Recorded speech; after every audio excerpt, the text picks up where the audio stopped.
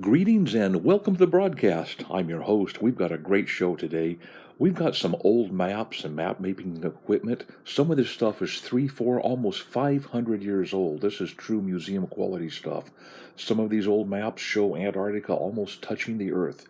Uh, there are some navigation aids. A lot of spiritual and biblical imagery is in these maps. It seems almost like sometimes almost a gospel story and fighting devils on some of these icons, as we'll see later. Look at this map of Antarctica. This is about a 400-year-old map, how it actually touches what's thought to be South America back then. Very interesting how some of these sailors, maritime navigators went. Here's an old map with the imagery. Now, when they were transitioning from a flat map, they were told to make it a globe, and they really had a dickens of a time back then. They'd always thought of the Earth, or knew the Earth to be flat, with the sun orbiting and the Earth at the center. So there were two schools of thought. One's called this astrolabe. They said, go to the heavens, do what the Pope tells us. And by the way, the Pope was heavily involved in this stuff. We don't want a flat Earth anymore. We want you to look up in the heavens, get the Earth kind of out the side, get the sun to the center, use stars, use the moon, use whatever you have to do. Now, that was one way to do these measurements. The other way, of course, was a different kind of a measurement that they didn't use the heavens that much. Now, look at this thing here, 1500's. There's the map right there. If you were out there in those times, this is the type of map. Now, you have little gargoyles and little flying lions and some stuff from the book of Revelation almost on these. Now, these maps that we're going to see are the real maps. These are not prints, and these were hand-colored back then. They didn't have things that a guy actually went out and put his own watercolor. Look at this map here. Isn't this amazing? It wasn't that. There's the meridian lines. See these lines right up here? It goes up to a pie-shaped top. This is what they were struggling with to try to get a globe, to transfer to a globe environment. And as you look at these lines later on in the maps, see how it evolves to the globe Earth that's presented today. Now, alcoholism, for some crazy reason on these maps, there's a lot of, I don't know if you call it drinking or whatever, imagery. Here's some kids down here kind of pouring a drink and kind of some festivities. And when you're there's Antarctica portrayed with nothing. Over here on the left, just right there's a guy passed out drunk and having a good time. I don't pretend to know why maps had this kind of stuff going on back then, but it was quite some time ago. Anyway, yeah, let's get a more prudent approach, get rid of the booze, and get back to maps. Now here's some interesting things. Things leaving out this, what's Sir Francis Drake or whatever we got going here? Yeah, let's see what it has to say about that. Now, this map has heavy religious imagery in it. In just a moment, we're going to zoom down. You're going to see a woman to look like the Virgin Mary holding what looks like the Ten Commandments. Above her head is going to be kind of what looks like the sun. Right here is this image that they had to look at before they got to the map. There she is right there. And then holding kind of a, cross, almost an orb there. Lots of unusual things there. Now, here's one little different imagery. You kind of have some angelic things on the corner of the map. This one's, I think, is 1640 or something like that. I'll let you just look at it. Here, there's the compass, and they're trying to get more and more sophisticated with their compass there for the Lee on the right. Now, here is an old theololidite, or sometimes called a transit, made out of wood. All they had was wood, some string, and bits of metal, and they had a dickens of a time leveling this thing. Look at this. A little plumb bob to level it, and this is the second way they were told to measure the Earth. Now, this is the first way was to go to the heavens with this thing called an astrolabe. The other way is to use measurements. Here's a guy, he's got kind of what he thinks is a inclinometer to do it. Now, here's something. Back in about 1600s, the German map companies made these do-it-yourself globe kits to further the idea of a globe Earth.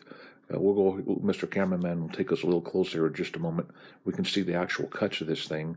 And then you just got something round and glued this thing on. You had your own do-it-yourself globe. Now, religious imagery really around the 1600s, 15 to 1600s, got in heavy into the maps. Here's an idea of something got lost out of New Orleans. I passed it by. I don't pretend to understand the collector's items value of this stuff, but these meridian lines that go up and down to show how the Earth. See right here, they're trying to make a ball Earth work so bad from a flat map. They tried to put numbers up here. They used a compass on the map to try to figure out, is it a globe Earth? Is it really in the center? Is the sun in the center? There's a shell on top. And there's Neptune on the right, and the lower left, I don't know what we've got going on here. Some of the artwork's great, and you can see that maritime activity is portrayed throughout the maps. Now look at this thing here. All these little gargoyles and stuff. Right there, there's like a devil with a thing on his neck. Right there. Why would they have something like that by the compass? There's a lot of imagery and superstition apparently was introduced to some of the map-making stuff. Now they're getting more and more ball earth, round earth. They're getting a little bit better at it apparently, introducing that in. The meridian lines vary quite a bit. There's not much of a compass. Notice how south is up where north is now. These maps were so old apparently before the inversion or whatever hit.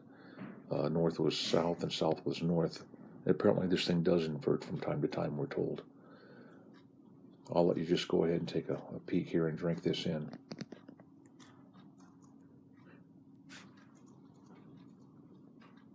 The compass getting a little bit better, you can see. And now we'll get ready to go to a little different type of a map. Now a little bit of occult imagery. See this little moon-shaped crescent there? That crescent moon is found all the way back to the pyramids, sometimes with the sun in the center of it. You'll see more and more of that stuff as the Pope and the Papal and the Jesuit influence gets into these maps. You'll see this crescent. You'll see a moon kind of disguised in the logos of these maps.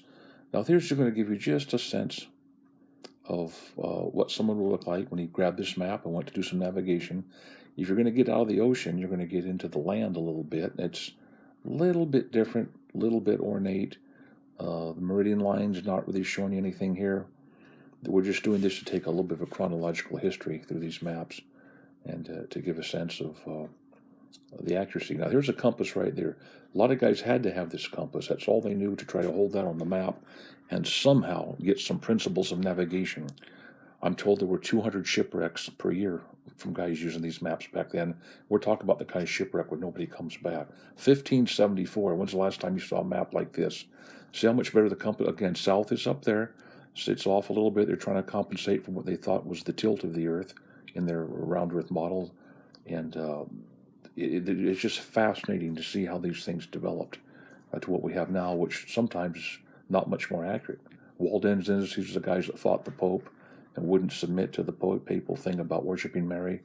I don't know if this map has anything about I can't read this, of course. But this is just, now here, look at the compass, and then you have the phoenix bird in the center. Look at the meridian lines are kind of a pie shape, narrow at the top lines down here for navigation.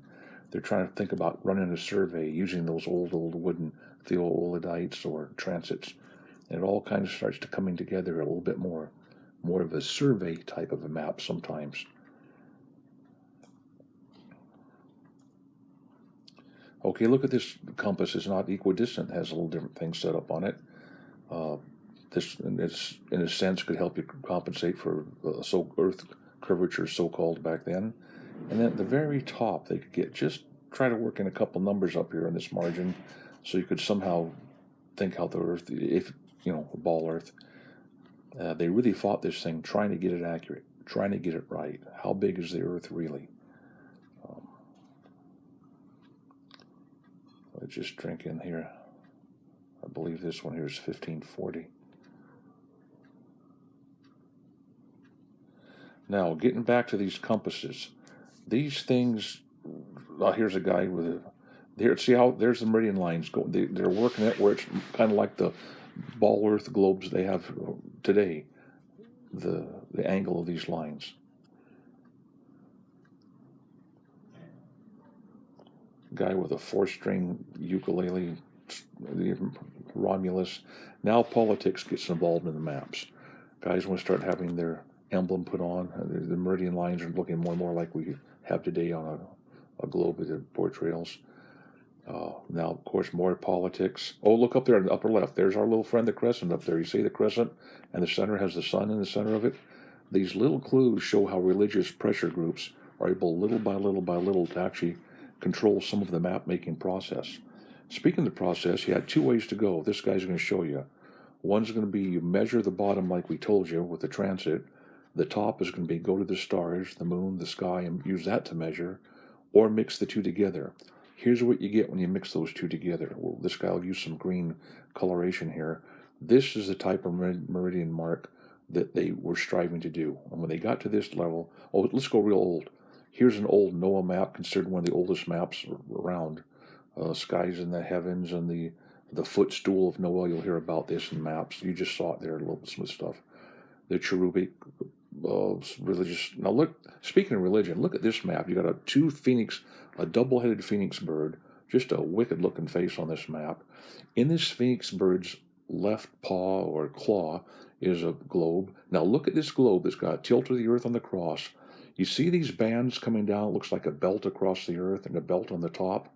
Do you think that was just there by happenstance? See the angles? Well, let's just go over here to a brand new map and memorize those angles now. And here they are cutting that same type of angle out again, looking at the earth, doing some measurements. I don't want to say pressure group, but they're, it's kind of like saying the earth isn't really round, it's really an obloid. Pretty much anything goes. And it's very interesting to see the history of this stuff. In the phoenix bird's other claw is a piece of vine and a stick. Now we can see how the compasses are getting just a little bit better.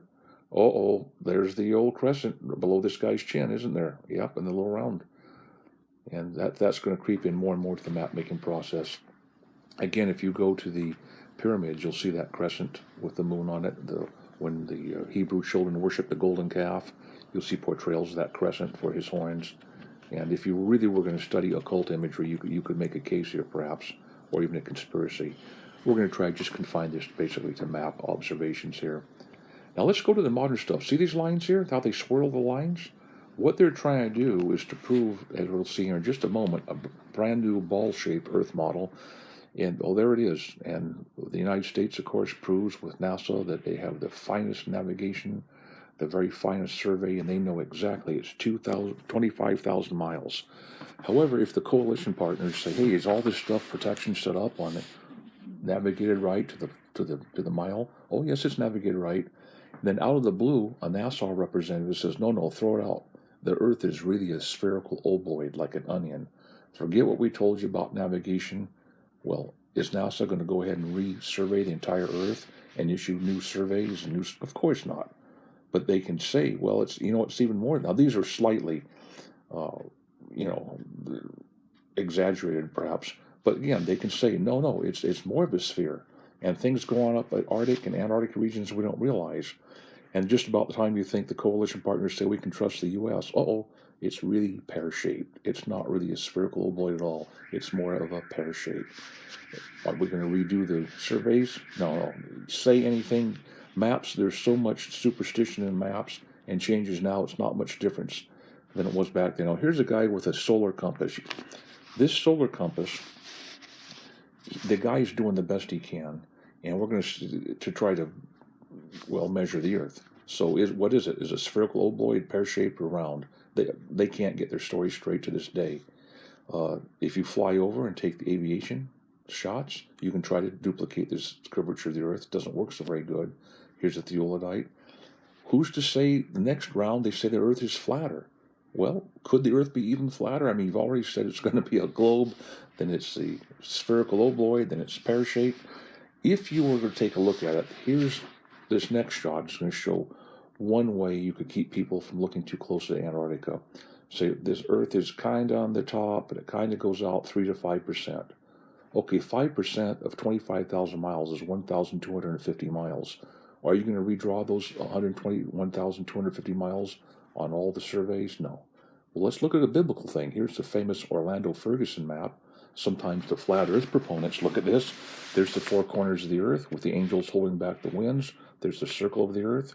If you go east on this, you'll go east just like on a normal map and come right back where you started. If you go north, you'll go over the top. However, you go south, you'll go into Antarctica. Here's the Orlando Ferguson map here. The Hebrew children had a different map. It looked like this. You had a firmament, you had the heavens, you had the deep waters. Now, in the Bible, there's only two places where the Lord tells people to measure the earth. The first one's going to come up right here. You can read it for yourself. How you measure from the east. Okay, you're actually doing a measurement here. Now, people will argue about this scripture over here in Numbers 35. Read it for yourself if you like. Now, this isn't John the Baptist or Ezekiel. This is the Lord speaking on this thing. Do you measure it with this thing here using some kind of a transit device or whatever? Or you take like a steel tape or a rod and measure it?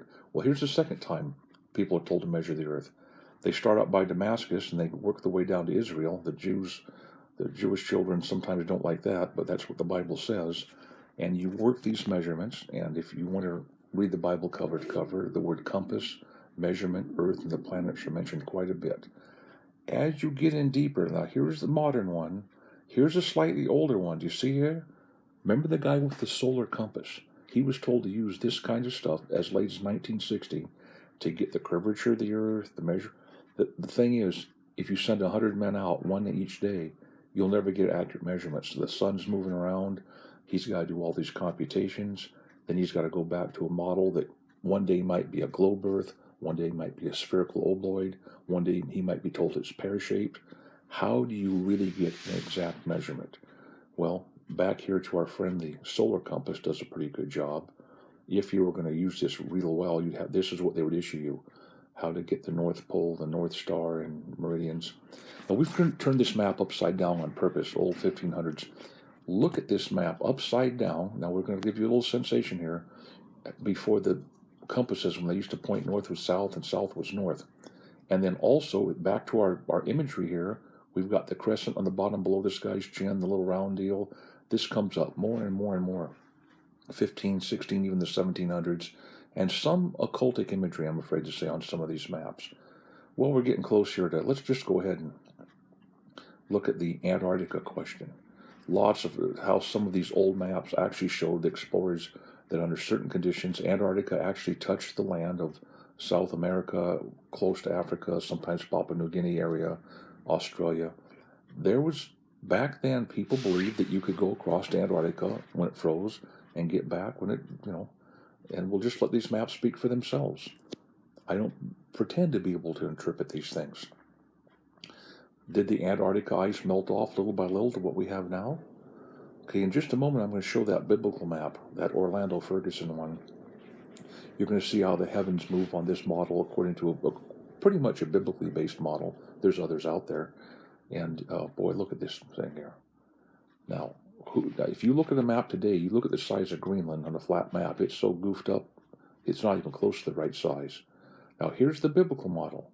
Well, think about this for a minute. If you go north, you're going to go over the north and come back down the other side. If you go east, you're going to go all the way around. The only problem is when you go south, you run into this ring called Antarctica. And then the planets, Orlando Ferguson has these little kind of like, well, you can see the planets are on these to show how it might be as the planets were going around. It's a working model. Now, let's look at the Bible, north, south, east, west. North is mentioned 146 times in the Bible. South is mentioned 140 times in the Bible. And we have some software. East, 180 times. And west, where are we at on Mr. West here? There we are, 88 times. Well, I want to take just a moment to tell you that elsewhere here on this McEisencraft YouTube site, we have some free tutorials. We show you how to get free Bible study software, either from eSword or Takarda. How to use this. You can look up yourself. How often does the Bible mention earth, maps, compass, north, south, east, west, degrees of the sun? It's all absolutely free. You can click around on this site when you're done, and you can perhaps take one of the free tutorials and see if this might be something you'd like to do to further your study of Scripture and help understand the map-making process of Earth. Well, that's the end of map making here in the earth in days gone by. Basically, in a nutshell, all these religious images and icons you've seen, it boils down simply to, is Jesus Christ Lord or not? Take care, Lord bless, and bye for now.